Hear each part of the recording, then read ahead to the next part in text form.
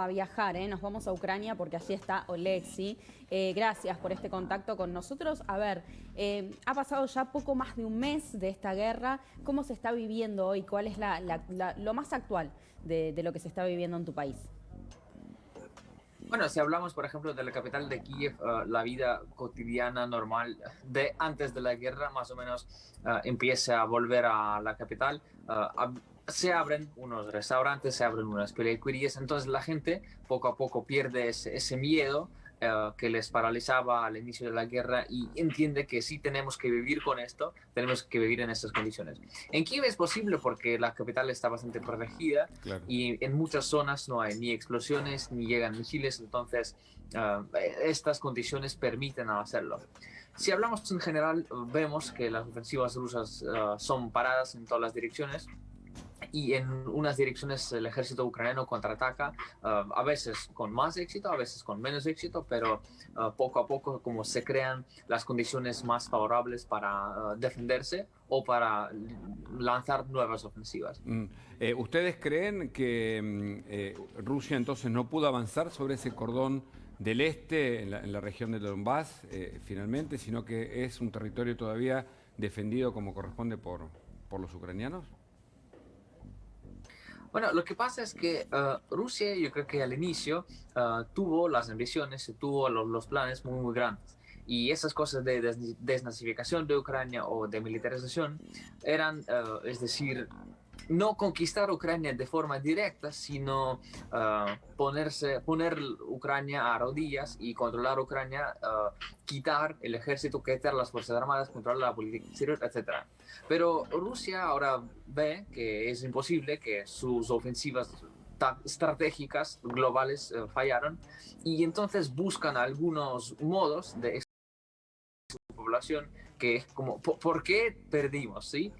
Y por eso inventaron ahora ese tema de que capturar Kiev no era la meta, capturar Kharkiv tampoco era, y solo queremos ahora proteger las fronteras de las repúblicas separatistas. Pero Sumamos Inés Capdevila, perdóname, que está aquí para conversar entre todos. Esto es lo que vos decís, ¿no, Inés? Sí, exacto. Buenas tardes, buenas noches para vos, Oleksiy. ¿Cómo sigue ahora la ofensiva? En los medios occidentales se habla de la contraofensiva ucraniana. ¿Cuán efectiva ha sido esta contraofensiva?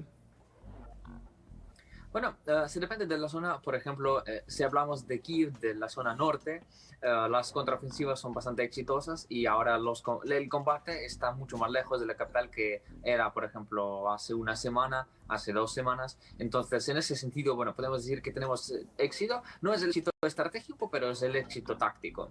Si hablamos, por ejemplo, de la zona oriental, en el este, en Donbass, Mariupol sigue defendiéndose, y es la historia muy importante porque Mariupol atrae muchas fuerzas rusas, muchos esfuerzos rusos en general, y como digamos congela muchos recursos que tienen para capturar esa ciudad.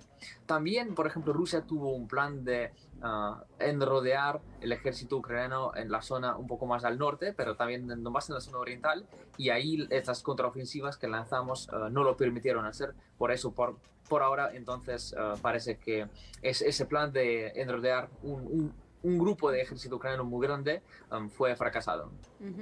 Le pregunto a Oleksiy y también a Pedro, arrancamos primero por Oleksiy. ¿Puede ser que estemos entrando tal vez en un momento de la guerra del desgaste, ¿no? Del desgaste de las tropas rusas, tal vez, que pensaron que iban a entrar más rápido a algunas zonas de Ucrania? ¿Hay algo de eso, de desgaste? Sí, si comprendo correctamente, ellos lo que intentarán hacer es hacer daño máximo a la población civil, a la infraestructura civil, a las ciudades, con los sistemas de artillería reactiva que tienen, y tienen bastante munición para hacerlo. Entonces sí, vamos a ver una guerra bastante larga y sangriente, mientras Rusia tenga reservas y mientras Ucrania tenga reservas también. Pedro, ¿entramos en una guerra del desgaste?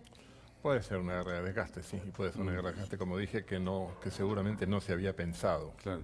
Iba a ser un paseo. Queremos sumar a Jorge Castro, que es un analista internacional, ya está aquí en la mesa, en especial domingo. Jorge, tu mirada es que el plan de Putin se va ejecutando tal como él lo pensó, ¿o no?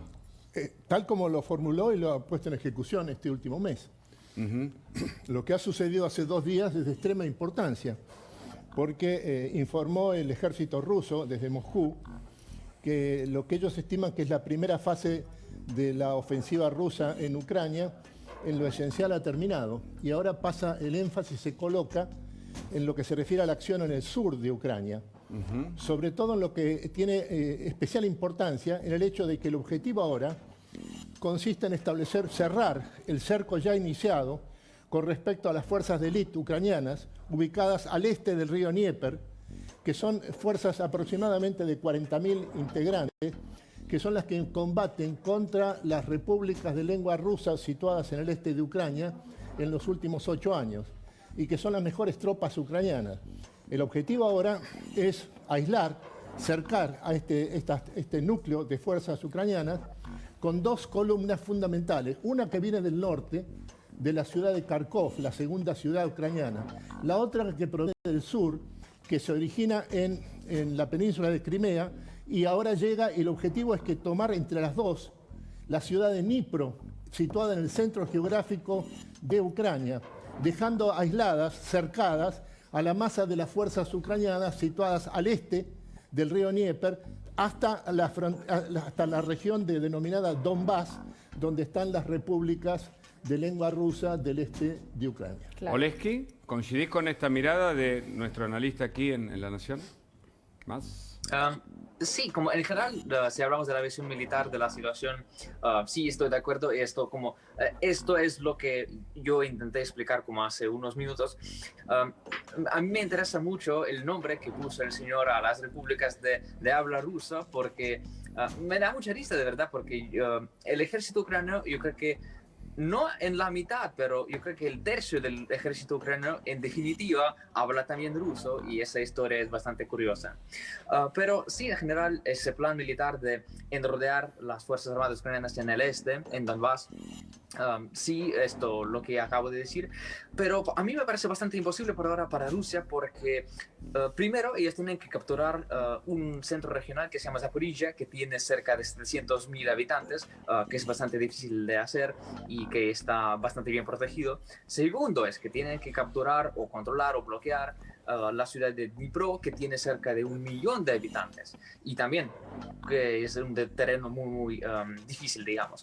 Y lo que he dicho, que lanzaron las contraofensivas bastante efectivas en el noreste, cerca de Kharkiv, cerca de Sumy, lo que impide por ahora el movimiento de las tropas rusas desde el norte. Entonces en el sur sí, posiblemente puedan lanzar unas ofensivas, pero también Ucrania ha mejorado la última semana sus posiciones en el sur para impedir hacer lo que yo he dicho y lo que el señor ha dicho, ese movimiento para cortar las fuerzas ucranianas en el este.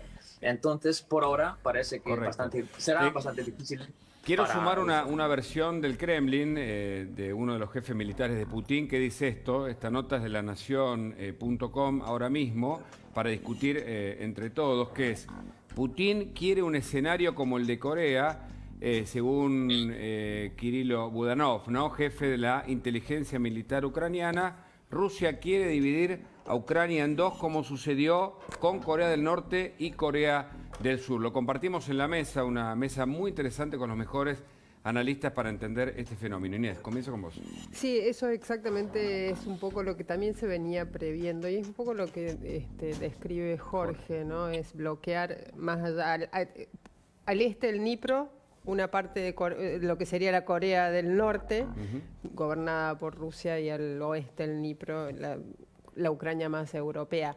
Son todas hipótesis, porque de nuevo es muy difícil hoy especular sobre cuáles son los verdaderos objetivos militares de Putin, porque los ha cambiado desde el 24 de febrero hasta ahora, y también porque hay muy poca información, y él tiene muy poco contacto con otras personas que no sean su ministro de Defensa, su secretario del Consejo de Seguridad.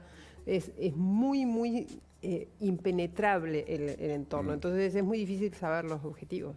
Claro, ahora en este sentido, Alexi, sí trascendió que Putin dijo que estaba muy orgulloso de las tropas rusas. ¿Cómo toman desde Ucrania palabras como estas? con mucha sonrisa, con mucha risa y con mucha sonrisa. Es decir, bueno, el escenario de Corea ya tenemos en algún sentido, porque las zonas ocupadas de Donbass, que ya vivían 8 años bajo el control efectivo ruso, Claro. digamos, ellos ya viven y disfrutan de esa vida de Corea del Norte, entonces lo único que puedo decirles es que disfruten más. Y yo creo que todo se defiende en el campo de la batalla. Por ejemplo, si mañana Ucrania, no sé, logra una batalla decisiva y, no sé, llega a Crimea y captura Crimea, Putin va a decir que, bueno, fue nuestro plan. Si mañana el ejército ruso logra una victoria decisiva y llega a Lviv, van a decir que, bueno, y es la tercera fase de la guerra que queremos La guerra de la garantizar la información, ¿no? seguridad de las repúblicas separatistas. Claro, Entonces, que es la ellos otra van guerra. Pedro.